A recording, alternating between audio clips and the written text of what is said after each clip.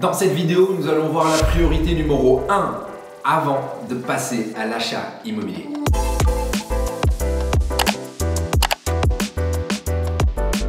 Avant de démarrer cette vidéo, sache que je n'ai rien à te vendre, je veux t'apporter un maximum de valeur pour que toi aussi tu puisses devenir libre financièrement et placer justement ton argent dans l'immobilier belge. Allez, c'est parti, on rentre dans le vif du sujet et dans cette vidéo, donc je vais te partager la chose. Il y a une chose que tu dois absolument faire avant de commencer à trouver des locataires, avant de commencer à chercher un bien immobilier, avant de te projeter dans une décoration, avant de te projeter dans un Airbnb, enfin peu importe, avant de faire tout ça. Il y a une chose que tu dois absolument faire, que tu dois valider et si tu valides ça, tout simplement tu vas bien démarrer ton projet. Et cette chose que je vais te partager, que tu dois absolument faire avant de te lancer dans ton projet, c'est te préparer. Te préparer englobe plusieurs choses. La première chose, c'est de t'assurer que tu as une capacité de pouvoir emprunter. Aujourd'hui, les banques en Belgique aiment les profils tels qu'une personne qui a un contrat de travail en CDI depuis plus d'une année. Si tu es indépendant, il faudra montrer à la banque une solidité financière de plus de 2 ans. Donc, ils vont demander en général 2 AER. Comme on appelle en Belgique. Alors ça, ce sont les grosses règles.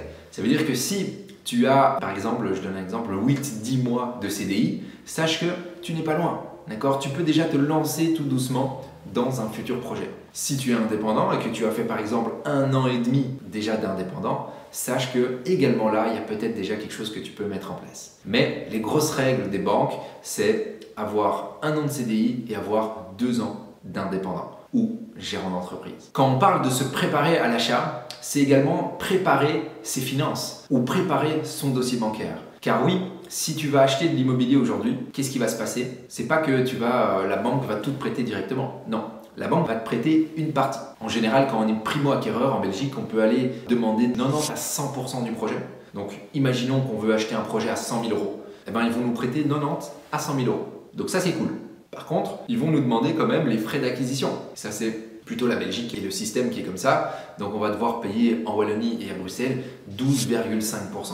Alors, petite parenthèse, si tu es primo-acquéreur, n'oublie pas qu'il y a les abattements et les taux réduits qui te permettent vraiment d'avoir un avantage fiscal énorme. Donc, profites-en. Si tu ne sais pas c'est quoi l'abattement, si tu ne sais pas comment profiter de ces avantages fiscaux en tant que primo-acquéreur, donc en tant que personne qui va acheter son premier bien, n'hésite pas à me mettre un petit mot en commentaire. Je me ferai un plaisir de te faire une vidéo sur l'abattement ou sur le taux réduit pour que tu comprennes bien le mécanisme. N'hésite pas également à aller voir mon Instagram Immobilier Belgique. Il me semble que j'ai déjà du contenu gratuit qui te permettra de comprendre c'est quoi, car les règles ont un petit peu changé pour 2023 et on a plus d'abattement fiscal en 2023, donc n'hésite pas à aller checker ça sur Instagram. Je reprends là où j'en étais et donc je te disais que pour avoir l'accès à l'achat, il va tout de même falloir mettre quelque chose sur la table. Le crédit, comme je te disais, ils vont nous prêter 90 à 100% du projet, donc ça c'est bien, mais on va devoir quand même apporter les frais de notaire, les frais d'acquisition. Sauf si tu es primo-acquéreur, il y aura vraiment moyen de maximiser les choses et mettre très peu d'argent sur la table sur ton premier bien.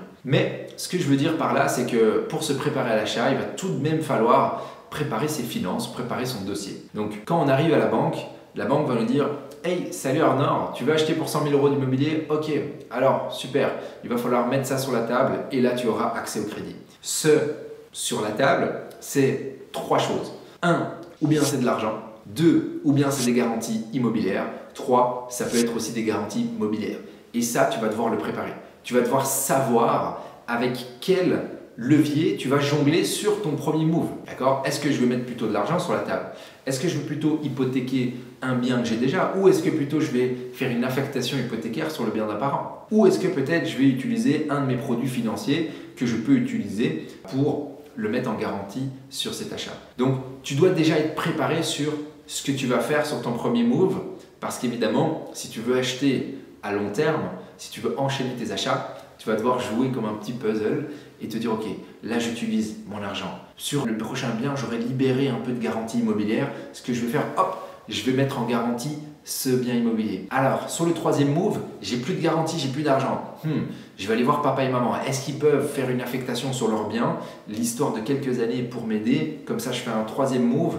Je récupère un peu de garantie sur l'un ou l'autre ou je rééconomise et je peux continuer. Donc en fait, c'est un petit jeu de puzzle et si tu arrives à bien le faire, si tu comprends ces mécanismes, en fait, sur ton premier achat, tu seras déjà prêt, mais ça va te permettre aussi de maximiser l'enchaînement. Et alors, la dernière petite chose pour bien te préparer à l'achat, d'accord, fais vraiment ça, c'est hyper important avant de démarrer tes recherches, avant toute chose. Donc tu dois, tu as compris, épargner et préparer ton dossier bancaire, mais tu dois également t'assurer que tu n'as pas de ligne de crédit ouverte. C'est très très important. Il faut savoir que dernièrement, nous avons eu une accompagnée, 2 jours avant son acte. La banque lui a dit « Et là, attention, on a vu que tu as une ligne de crédit. Si tu ne coupes pas ta ligne de crédit, ben, on ne va pas pouvoir te prêter l'argent.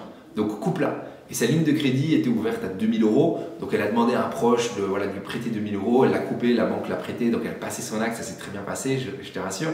Mais c'est très important. Il y a des sites, je ne me souviens pas de mémoire comme ça, sur lesquels tu peux observer tous les crédits que tu as. Tu vas voir si tu as une ligne de crédit ouverte et tu la clôtures avant de commencer tes démarches immobilières. Sauf si évidemment tu as besoin de cette ligne de crédit pour quelque chose que tu rembourses actuellement et puis tu la couperas juste avant l'acte pour que la banque te laisse tranquille. Mais voilà, c'est un petit détail qu'on oublie très souvent, mais certaines banques, à la fin, elles peuvent vraiment nous mettre des bâtons dans les roues. Donc voilà, fais attention à ça. En gros, tu l'auras compris dans cette vidéo, pour avoir l'accès au crédit, et l'accès au crédit c'est très important si on veut s'enrichir. On a déjà vu ça dans des vidéos précédentes, il n'y a rien à faire. Si on veut s'enrichir, il faut utiliser l'argent des autres.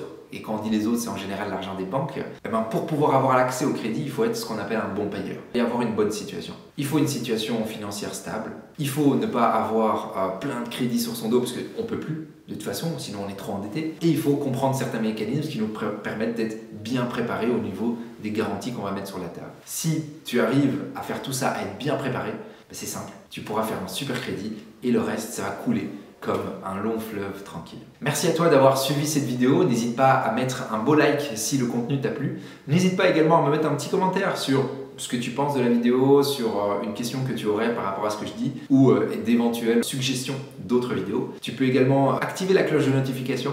Ça te permettra d'être tenu au courant de toutes les prochaines vidéos. Et tu peux également t'abonner à la chaîne pour nous envoyer un peu de force.